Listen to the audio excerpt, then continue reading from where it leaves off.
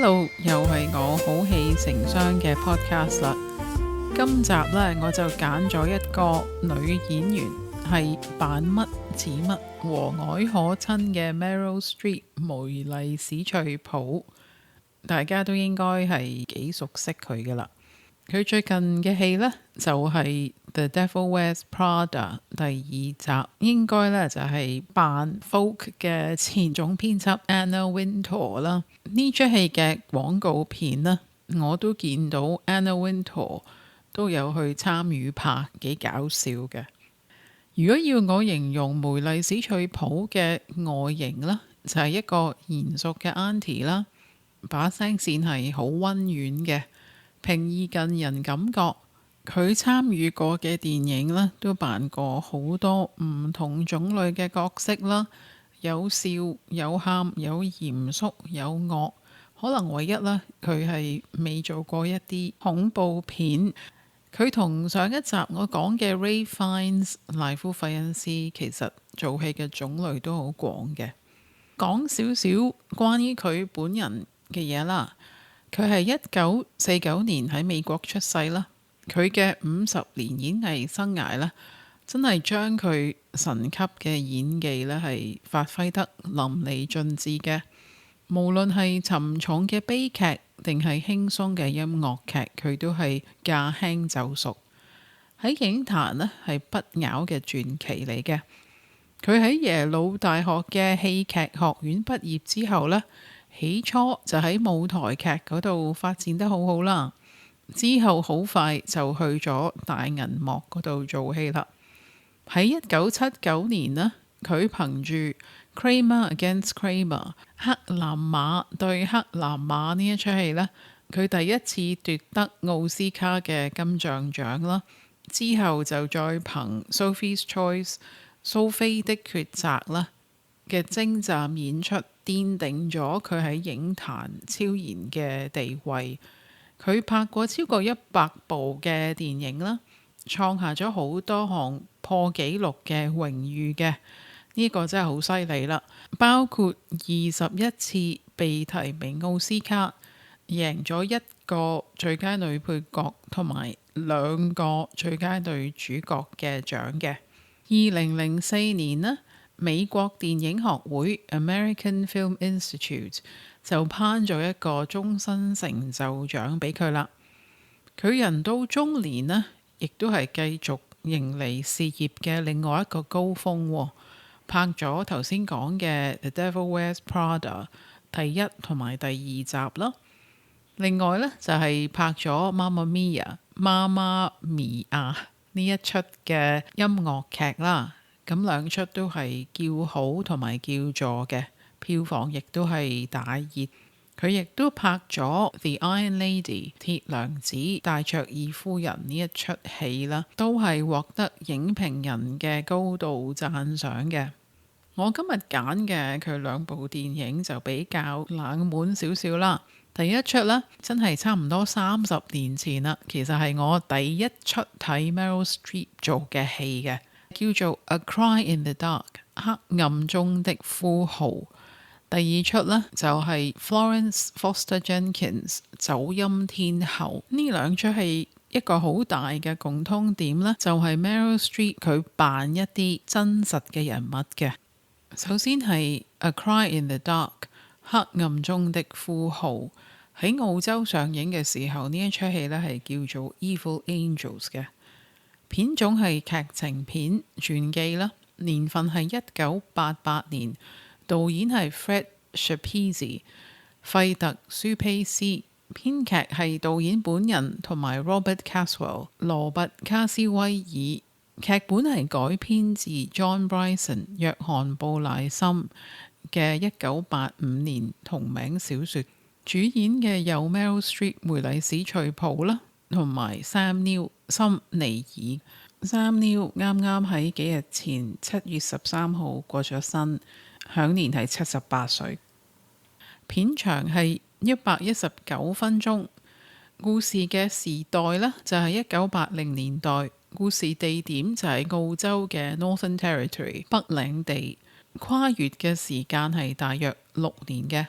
故事係講澳洲一對夫婦帶住佢哋嘅小朋友同埋一個 BB 女啦，去著名嘅 Ayers Rock 艾爾斯岩嗰度露營啦。點知個 BB 女喺個帳幕裏邊瞓下一覺嘅時候呢，突然失蹤。呢一場悲劇好快就演變成一場轟動全澳洲嘅法律風暴。套戲就用激烈嘅法庭辯論啦，同埋審訊過程，探討傳媒嘅審判、大眾嘅偏見，同埋司法制度可以點樣受到輿論嘅左右，揭示人性同埋正義嘅掙扎。如果要用一個關鍵句描述呢一出戲呢，我就會話，究竟個媽媽 Lindy 佢係堅強定係冷血呢？點解我會推介呢一出戲呢？第一就當然佢係一出根據真實事件拍嘅戲啦。個媽媽佢個 BB 女呢，就喺個帳幕瞓下一覺，咁 Lindy 就見到好似有一隻叫做 Dingo， 係一種澳洲嘅野狗嚟嘅。佢就好似見到一隻狗呢，擔咗佢個 BB 女走，但係睇得唔清楚，因為夜晚黑嚟嘅。咁從此之後呢，就好多爭議啦。究竟係俾隻 Dingo 擔咗佢個 BB 女去啊，定係還是佢係殺咗佢嘅 BB 女啦？出戲嘅上半部呢，都係關於呢一件事。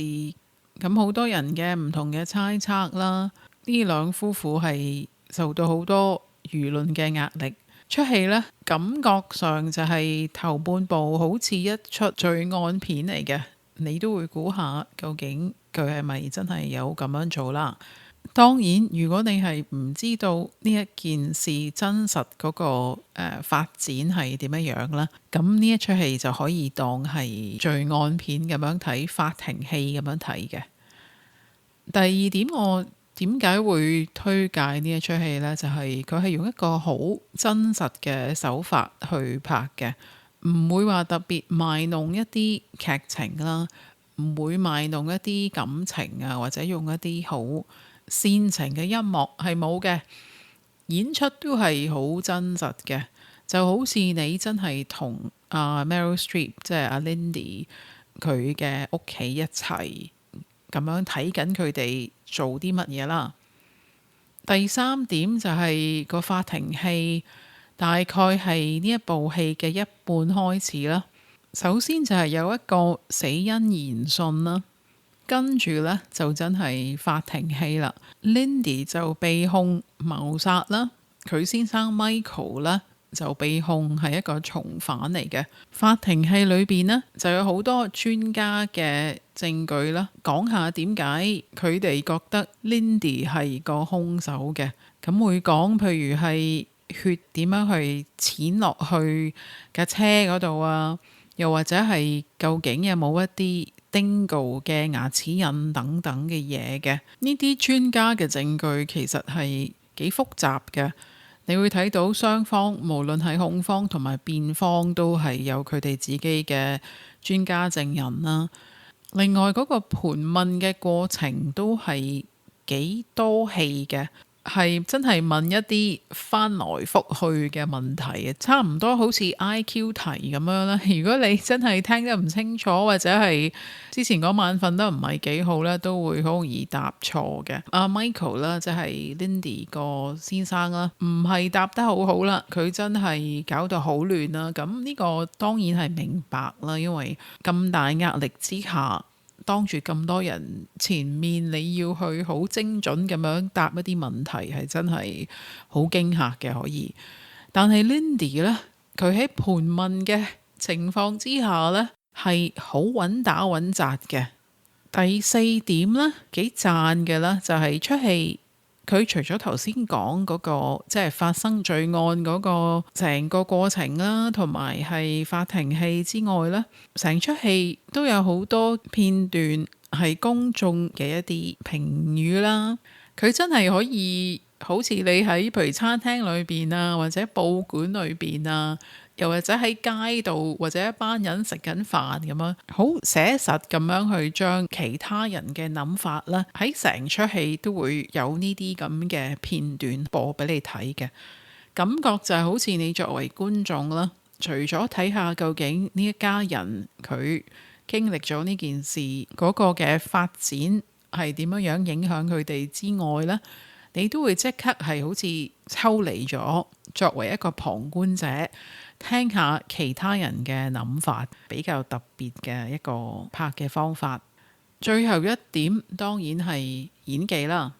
Meryl Streep 啦，第一佢嗰個澳洲嘅口音啦，咁我睇到上網一啲真係澳洲自己 native 嘅人話佢係講得好好嘅，我就唔係好知真係 native 嘅係點樣啦嗰個口音，但係呢，佢係好自然嘅講得。咁佢嘅角色係一個愛家庭，好照顧佢小朋友，但係呢，講嘢都係好直，一個好堅強嘅一個 no nonsense 咁樣嘅女士嚟嘅。尤其做得好啦，就係佢被盤問嘅時候，法庭戲飾演佢老公 Michael 嘅 Sam Neill 都做得幾好嘅。佢係一個好虔誠嘅，我估係神父啦，或者係傳教士啦。呢一出戲有咩特別嘅地方呢？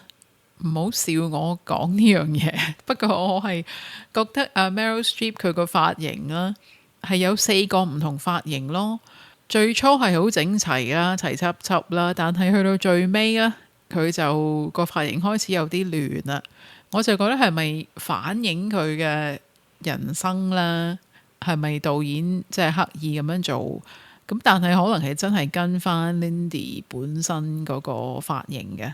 我最印象深刻嘅一幕呢，就係 Meryl Streep 嘅角色 Lindy， 佢第一次喺屋企見到佢個女嗰一幕。同邊個睇呢出戲呢？就係同你媽媽或者係你生命中好似你媽媽嘅一個人啦。評分啦，Rotten Tomatoes 影評人嘅番茄指標呢係94%啦，而觀眾嘅爆谷指標係74%嘅。IMDB 10分為總分係6.9分，我自己嘅評分投入度8分，劇本7.5分，演出8分，三項平均呢係7.8分嘅。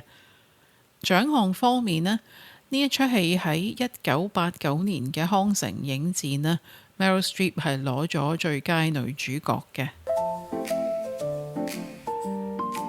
而家我就講 Florence Foster Jenkins 呢一部戲啦，香港係叫做走音天后，片種係傳記喜劇劇情片，年份係2016年，導演係 Stephen Frears 史提芬費亞斯，編劇呢就係 Nicholas Martin 尼古拉斯馬丁同埋 Julia Cogan 茱莉亞高根，佢哋原創嘅劇本係根據真實歷史人物而寫嘅。主演嘅有 Meryl Streep 梅麗史翠普、Hugh Grant 曉格蘭治、Simon Helberg 西門克堡同埋 Rebecca Ferguson 利碧加費格遜。片長係110分鐘，背景嘅時代呢就係1940年代，地點係美國紐約，跨越嘅時間大概係1年代。呢套戲呢就係講社交名媛啦 Florence Foster Jenkins， 佢雖然呢係唱歌勁走音啦，但係憑住對歌劇嘅極致熱愛啦，佢依然堅持出資登台表演。故事係探討人對夢想嘅盲目追求、善意嘅欺騙嘅包容，同埋伴侶同朋友之間嗰種無條件嘅守護、真摯嘅愛意同埋現實嘅殘酷。如果要我用一個關鍵句去形容呢一出戲呢，我就會話又喊又笑。點解我會推介呢一出戲呢？第一就係呢，唔係話真係好笑戲，但係係一種開心啦，有少少笑啦。佢唱歌走音嘅時候，咁可能真係會笑嘅。你第一眼睇嘅時候呢，你就覺得係咪因為佢咁有錢呢？咁多人喺佢身邊都會去奉承佢啊，應佢嘅要求去幫佢搞 concert 啊咁樣啦。但係再睇深入啲，其實佢身邊嘅人呢，尤其係佢老公，即係 Hugh Grant 飾演嘅角色啦，佢哋真係因為呢一個 Florence Foster Jenkins 女士佢本身背後嘅故仔啦，其實係幾慘嘅。其實係唔劇透啦，已經少少劇透噶啦。其實咁呢一樣嘢係差唔多出戲最尾先至講出嚟嘅。另外一點就係 Meryl Streep 嘅歌藝啦，我聽過呢個 Florence Foster Jenkins 真實呢位女士佢唱歌啦。Meryl Streep 真係扮得好似嘅，咁我覺得你要扮一個唱走音嘅人呢，係可能某程度上係難過唱得真係好好聽。佢因為係要扮呢一個真正嘅 Florence Foster Jenkins 女士嘅走音嘅方法啦，真係未必咁容易可以做到嘅。呢個就帶咗我去下一點啦，就係個演技啦。呢出戲呢，我估佢哋拍嘅時候係要 take 好多 take 嘅。Meryl Streep 你唔知佢幾時會扮走音噶嘛，咁所以呢，我唔知佢哋係咪唱一次先，等大家知道幾時會走音啦，咁先至去真正嘅拍嘅。唔知係咪咁啦，因為冇一個演員係你唔覺得佢係忍緊笑嘅。當然佢係要扮忍笑都唔定啦，我唔知。即係可能起碼第一次聽佢嘅時候咁樣，可能真係唔需要做戲啦，係真係可以扮忍笑，即係要忍笑咯。其實另外就係 Meryl Streep 佢除咗走音之外啦，佢當然係要面對觀眾啦，可能都會因為有啲觀眾係會笑佢啦，或者係有啲惡評啦，咁佢都可能唔會咁開心嘅。當然佢就駕輕就熟啦。Hugh Grant 都做得幾好嘅，都係做一個喺背後去支持佢，但係又好老尷咁樣啊，即係又要同佢講話啊，你唱得好好啊，咁即係你都諗到係點樣噶啦。另外就係呢出戲嘅場景係幾靚嘅，大部分時間都係喺室內啦。無論係 Meryl Streep 個角色嘅屋企啦，或者係歌劇院啊，一啲好似啲夜總會啊，或者係錄音室咁樣嘅，好多 Art Deco 即係裝飾派藝術嘅場景啦，無論係啲服飾啦，或者係啲佈置都係好靚嘅。最後就係呢一出戲會令你諗下，如果呢一個 Florence Foster Jenkins 女士佢係知道咗自己唱歌走音嘅啦，其實佢都繼續去咁樣唱，因為佢真係實在太過熱愛唱歌啦，需要好大嘅勇氣嘅。其實咁又令我諗到另外一樣嘢啦，就係如果你係客觀睇對一件事你唔係做得咁好嘅，但係如果你好喜愛做呢件事，可能係我做呢個 podcast 咁樣啦，我未必做得好好啦。咁係咪應該都繼續去做落去呢？如果唔傷害人嘅情況下，係咪可以叫做冇問題呢？個人選擇嚟嘅，我覺得。好啦，去到最特別嘅地方啦，呢出戲呢，我就覺得就算走音，嗰啲歌都唔係真係咁辛苦嘅，聽得。都走得幾有藝術感嘅。最印象深刻嘅一幕就係 Meryl Streep 嘅角色喺錄音室嗰一幕。同邊個睇呢出戲呢？就係同你中意音樂嘅好朋友啦。評分咯，Rotten Tomatoes 咧，影評嘅番茄指標咧係87%，即係番茄夠新鮮啦。觀眾嘅爆谷指標係68%。IMDB 嘅評分10分為總分，都係6.8分嘅。我自己嘅評分投入到7分，劇本7.5分，演出8分嘅3項平均呢係7.5分。獎項方面啊，喺2017年呢一出戲就喺 BAFTA 攞到最佳化妝同埋髮型獎嘅。做一個總結啦。今日我揀嘅兩出戲都係 Meryl Streep 佢去扮一個真實人物嘅戲啦。其實呢一種嘅扮人嘅演出呢，可能嗰個量度佢做得好唔好嘅尺度就係同真正嗰個人有幾似啦。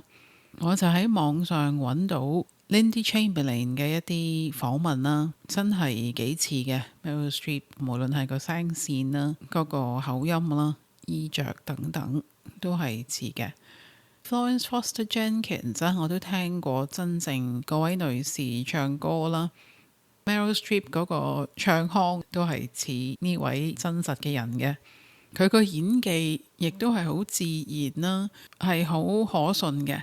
另外呢兩出戲最大嘅共通點呢，就係嗰兩位主角 Lindy Chamberlain 同埋 Florence Foster Jenkins， 佢哋係要面對公眾嘅。不過呢，就完㗎啦，呢一個共通點。Lindy Chamberlain 佢係冇選擇之下啦，被逼去面對可能要坐監啦。Florence Foster Jenkins 啦，佢就係自願咁樣去面對觀眾去表演嘅，同埋 Florence Foster Jenkins 佢都係做佢中意做嘅嘢去表演嘅。唔同嘅地方仲有就係呢兩出戲嘅 tone 都係好唔同啦。A Cry in the Dark 係好真實咁樣將成件事拍出嚟俾大家睇啦。Florence Foster Jenkins 啦係幾花巧嘅，拍得好靚嘅，其實係 enjoy 睇呢一出戲嘅。如果你係中意 Meryl Streep 做戲啦，尤其係中意佢扮一啲真實嘅人啦，咁我就會推介2011年嗰出 The Iron Lady 鐵娘子戴卓爾夫人傳。嗱，呢一出戲如果你網上睇影評係麻麻地嘅，咁你都要考慮翻，即係除咗睇 Meryl Streep 佢做戲之外呢，成出戲係咪值得用時間睇啦？咁佢講咩嘅呢？就係講戴卓爾夫人由佢細個到佢年紀大咗，得到失智症啦，係幾片面嘅。我自己都覺得第一次睇我就當然係俾 Meryl Streep 嘅演技吸引住啦。但係我再睇翻就覺得佢描述翻戴卓爾夫人政治嘅生涯啦，唔係真係咁深入嘅。另外就係同戴卓爾夫人做過嘢嘅人都係話呢出戲係將戴卓爾夫人描繪得太多情緒啦。佢哋就話戴卓爾夫人係好冷靜，同埋同人哋辯論嘅時候都唔會好嬲啊或者好火嘅人嘅。但係 Meryl Streep 都係憑住呢一出戲喺2016年嘅奧斯卡啦、BAFTA 啦同埋金球獎攞咗最佳女主角嘅。如果你話想睇到 Meryl Streep 真係唱歌唱得好聽嘅呢，就會介紹媽媽咪呀2008年嘅呢出係一出音樂劇啦，就係講一對住喺希臘嘅母女啦。個女就快結婚啦，佢偷偷地啦請翻佢阿媽，即係 Meryl Streep 啦，後生時嘅3位舊情人，就想咧係揾翻究竟呢3個邊一個先至係佢親生嘅爸爸咁樣。呢出戲大卡士啦 ，Meryl Streep 就載歌載舞，所有嘅歌呢出戲都係 ABBA 嘅。最後一出我會推介嘅呢，就係 Meryl Streep 後生嘅時候拍嘅一出，當時都係幾出名嘅一出戲啦，就係叫做 The Deer Hunter 獵鹿者。1978年呢一出戲呢，係講3個美國鋼鐵廠嘅工人，佢係死黨嚟嘅，就去咗打越戰啦。Meryl Streep 就係其中一位 Christopher Walken 嘅太太啦。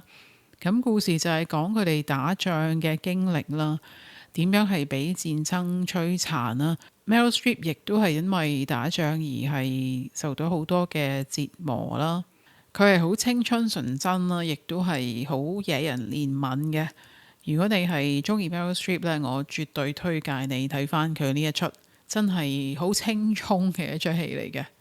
咁 Meryl Streep 尤其是後生嘅時候會做好多幾有挑戰性嘅角色啦，慢慢呢，佢就開始可能做啲比較輕鬆少少啊、平易近人啲嘅一啲角色啦。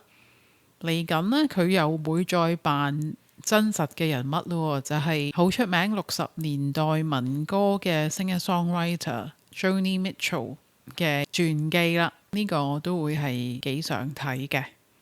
如果可以俾你揀，你想 Meryl Streep 扮一個咩真實嘅人呢？歡迎喺好戲成雙嘅 Facebook 或者 IG 同大家分享下。下一集我會講2部喺冰天雪地拍嘅瑞典電影。好啦，今日講到嚟呢度啦，多謝收聽，我哋下一集再見啦，拜拜。